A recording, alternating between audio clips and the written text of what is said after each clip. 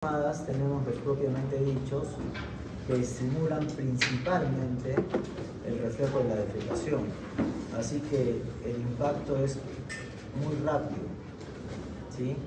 Se puede dar con glicerina o bisacodylo, ¿sí? Y estos lo que hacen es dos cosas: distienden la ampolla rectal, que es el mecanismo fisiológico por el cual a nosotros se nos produce un reflejo de la defecación, la distensión de la ampolla rectal, ¿sí?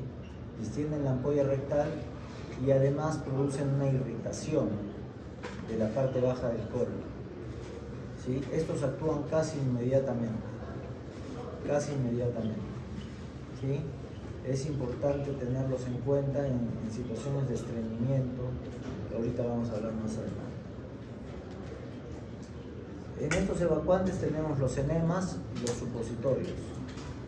Los enemas generalmente son de glicerina o de lactulosa, ¿sí? Enemas de glicerina o lactulosa, y se da entre 1.5 y 2 litros. Eso distiende bruscamente la ampolla rectal y se produce la defecación, ¿sí? Por otro lado, tenemos los supositorios, que también vienen de glicerina o bisacodylo, ¿sí? Y estos tardan un poquitito más, pero igual son más o menos rápidos en hacer efecto, ¿sí? Sirve para esas heces impactadas que hay en algunos pacientes. Un paciente que está postrado, que está echado mucho tiempo, tiende a hacer estreñimiento. Un paciente que recibe opioides para el dolor, pongámosle, en un cáncer avanzado, ¿sí? Tienden a hacer estreñimiento, porque el opioide produce estreñimiento, como lo vamos a ver más adelante. Luego vamos a tener evacuantes mecánicos, que van a ser coloides y lubricantes y humectantes, ¿sí? Vamos a tener coloides, lubricantes y humectantes. Los coloides pueden ser hidrofilos, ¿sí? Con fibra como la celulosa, metilcelulosa y carboxicelulosa, además de zinc. ¿Qué hacen estos evacuantes? Hacen de que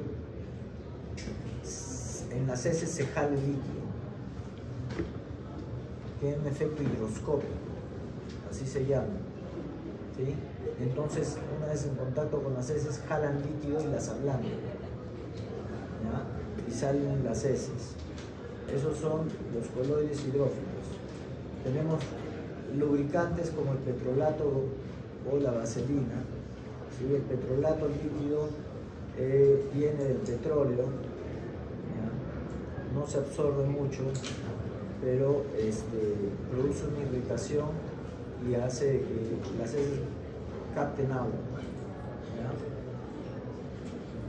Y los agentes humectantes, que van a reducir la tensión superficial de las heces y produce que se llenen de agua, ¿ya? Luego vamos a tener el glucosato sódico, que se usa para la preparación del intestino y el estreñimiento crónico.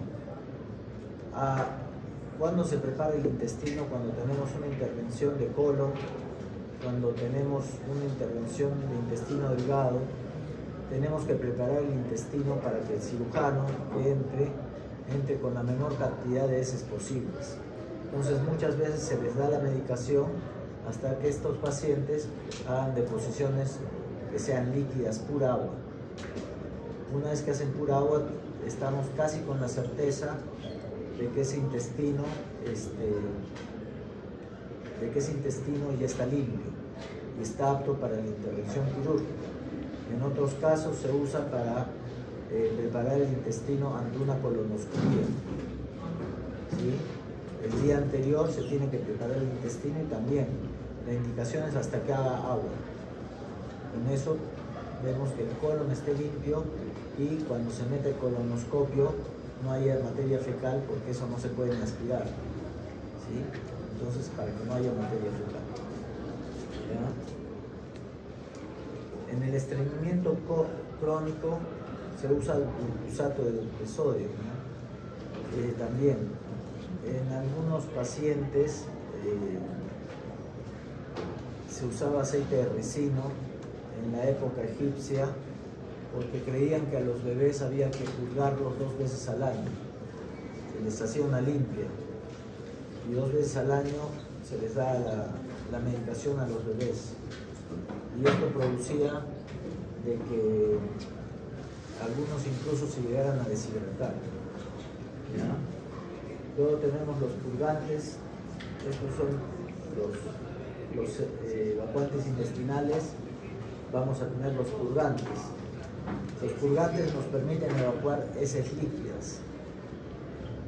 ¿Sí? Los anteriores, a pesar de que una de las funciones era higroscópica, o sea, capturar agua, las heces no eran líquidas, eran más blandas, pero no heces líquidas.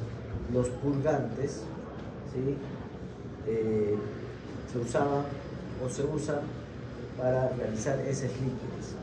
Tenemos los de tipo osmótico y tenemos los irritantes del intestino. En los osmóticos vamos a tener las sales minerales como el sulfato de sodio, el sulfato de magnesio y el hidróxido de magnesio. Ya habíamos visto la clase pasada, el magnesio aumentaba el peristaltismo, magnificaba el peristaltismo.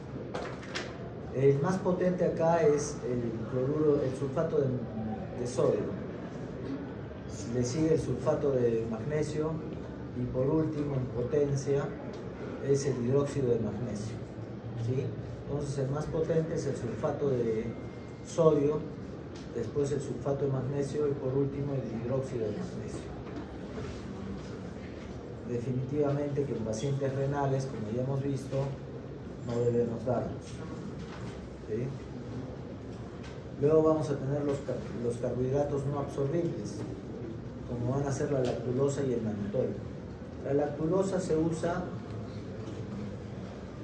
en varios esquemas terapéuticos, ¿sí? En pacientes con estreñimiento por uso de opioides, por ejemplo, podemos usar lactulosa, pero el mayor uso de la lactulosa está en los pacientes cirróticos. En los pacientes cirróticos, nosotros normalmente tenemos un circuito enterohepático, ¿sí? Y ese circuito enterohepático reabsorbe ciertas moléculas normalmente, que van a ir al hígado y se van a metabolizar. Un paciente con cirrosis no tiene esa función hepática. Un paciente con cirrosis ya ha perdido más del 80% de la función hepática. ¿Sí? Entonces se reabsorben las moléculas de amonio, estas van al cerebro y se produce la encefalopatía hepática, que básicamente es por lo que mueren los pacientes con falla hepática, por encefalopatía hepática o por sangrado. ¿Sí? ¿Cómo evitamos eso? De que el paciente haga deposiciones lo más que se puede. Por lo menos tiene que ser 1 o 2 veces al día. Y por eso se le da lactulosa diaria a un paciente cirrótico, para que haga deposiciones y la molécula no se quede en el intestino, sino se elimine. Porque si se queda en el intestino se va a reabsorber y se van a acumular amoníaco. Y esto va a ir al cerebro y va a producir una encefalopatía hepática. ¿Ya? Esos son los usos más importantes que tiene el uso de la lactulosa. ¿Ya? El mannitol también se puede usar, no se absorbe cuando se da por vía oral, es un purgante, es un osmótico, ¿sí? Va a producir heces líquidas. ¿Ya? Después de las sales minerales, la defecación va a ser de 2 a 5 horas después de eso. ¿Sí? Por eso se trata de dar las sales terminando la noche para que haga las deposiciones en la mañana. ¿Sí? En la lactulosa va a ser de 8 a 12 horas, de 7 a 8 a 12 horas. Tarda un poco más. ¿Ya? Por eso en pacientes cirróticos lo damos cada 8 horas, para que tenga un ritmo de hacer deposición. Doctor, pero ya hizo deposición el paciente, ¿le suspendo? No, porque lo que quieres es eso, que haga deposición. Y que haga deposición 2 o 3 veces al día. En los pacientes cirróticos también es una de las causas donde nosotros ponemos más enemas evacuantes, de glicerina o de bisacodilo, ¿sí? Porque necesitamos que el paciente realmente haga deposición. Cuando ya tiene encefalopatía hepática, se le pone el enema cada 12 o cada 8 horas, porque necesitamos de que haga deposición y que bote ese amonio y ese amoníaco, ¿sí? Bien, tenemos los purgantes irritantes del intestino, ¿sí? Con esto se purgaba a los pequeños egipcios. Es potente, se llama resinoleína, que es un triglicérido que se divide en ácido risinoleico, ¿sí? Una vez que se junta a la lipasa pancreática, que es una enzima que produce ciertos metabolismos. La lipasa pancreática hace de que el resino se convierta en risinoleico, y esto es lo que actúa, el risinoleico, ¿sí? Van a haber 3 moléculas de ácido risinoleico. Solo sirve el intestino delgado, es para preparar intestino delgado. No sirve para intestino grueso. El risinoleico solo para intestino delgado, ¿ya? Y tiene un tiempo de acción más o menos rápido. De 2 a 5 horas el paciente ya está haciendo deposiciones, ¿sí? Luego vamos a tener el bisacodilo, ¿sí? Que es una sustancia sintética, se absorbe en el intestino, pero este se secreta en el colon. Si habíamos leído que el ricino, el risinoleico, se libera en el intestino y solo sirve para intestino delgado, el bisacodilo solo sirve para colon, o sea, sale en el colon. Lo que va a hacer es inflamar el colon y su acción va a tardar de 6 a 12 horas. Luego tenemos la fenolftaleína, que irrita el colon. 15% de esta se va a absorber, no es como los otros que no se absorben. De la fenolftaleína, 15% se va a absorber y las heces salen rojas, ¿sí? Entonces eso hay que avisarle y decirle al paciente, porque cualquiera se asusta, ¿no? De ir al baño y orinar medio rojo y dice, pucha, estoy sangrando, ¿sí? Su tiempo de acción demora de 6 a 8 horas. Bien, y por último, esta clase, como les digo, es cortita.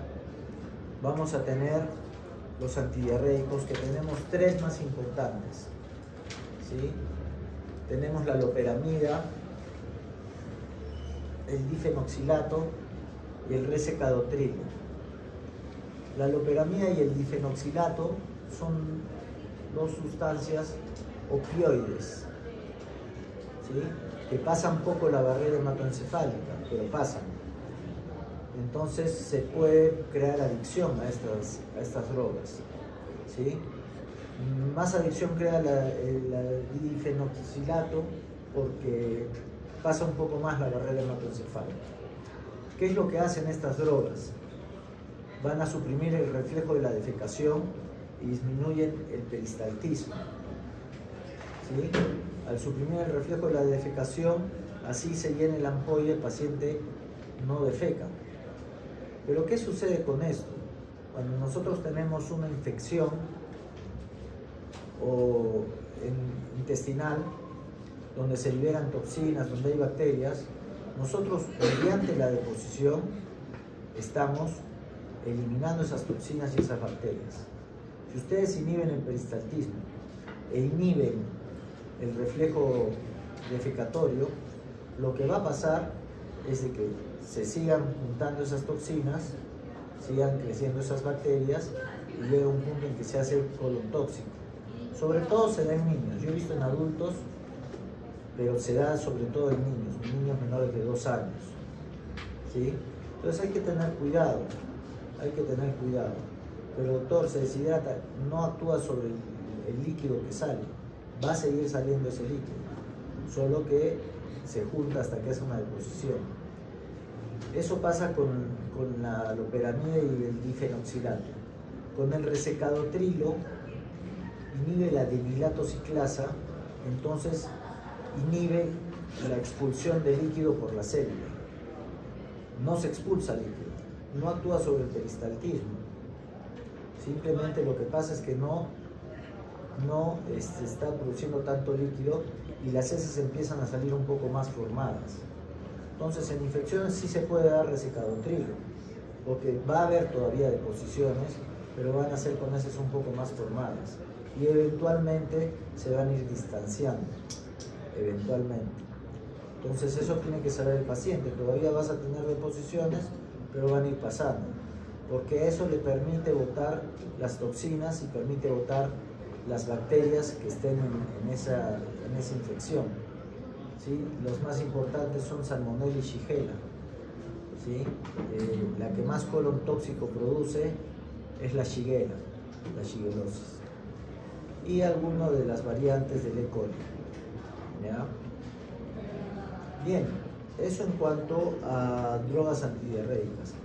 Luego tenemos algún grupo de drogas que van a mejorar el tránsito intestinal. ¿Qué quiere decir eso? Que lo van a regular.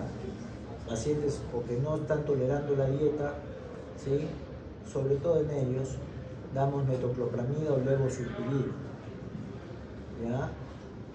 Damos metoclopramida, levosulpiride, y además existe otra droga que es un antibiótico macrólido de amplio espectro que se llama eritromicina, que también se da para esto.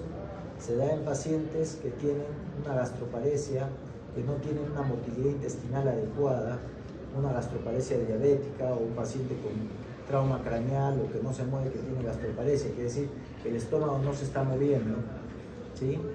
Entonces a este paciente le podemos dar metoclopramida, le podemos dar levosulpiride, que es un antipsicótico, ya lo han visto, y le podemos dar eritromicina, ¿sí? Bien, y tenemos los antieméticos que van a ser el dimenyl-dignato, principalmente para pacientes en general, ¿sí? Que actúa sobre los receptores H1, ¿sí? Arriba en la cabecita. Y tenemos el ondansetrón y el granisetrón, y otros más de esa familia, que actúan a nivel central y se usan para pacientes oncológicos, esos pacientes que tienen vómitos incoercibles, vómitos que no ceden. Entonces en esos pacientes podemos usar granisetrón o ondansetrón, ¿sí? Bueno, nada más, ¿alguna pregunta? Esta clase es la más cortita de todas. Doctor, ¿en qué caso se da el difenoxilato? ¿Para qué sirve? Puede ser en diarreas crónicas. Hay pacientes que tienen diarreas crónicas, ¿sí? Por aumento del péptido intestinal vasoactivo, por algunos tumores de serotonina, ¿sí? Entonces tienen diarrea crónica. En estos pacientes con diarrea crónica puedes usar difenoxilato. ¿Se podría usar el parasitosis? No. Y en pacientes con VIH. ¿Sí? Si la diarrea es crónica, los pacientes con VIH tienen diarreas crónicas. Sí se puede usar loperamida o difenoxilato. Pero hay que tener en cuenta de que tenemos que tener mucho cuidado. Cuando el paciente se empieza a pegar y empieza a reclamar la loperamida o el difenoxilato, es mejor suspenderlo de arranque, porque está creando una dependencia. ¿Ya? Bien, ¿alguna otra pregunta?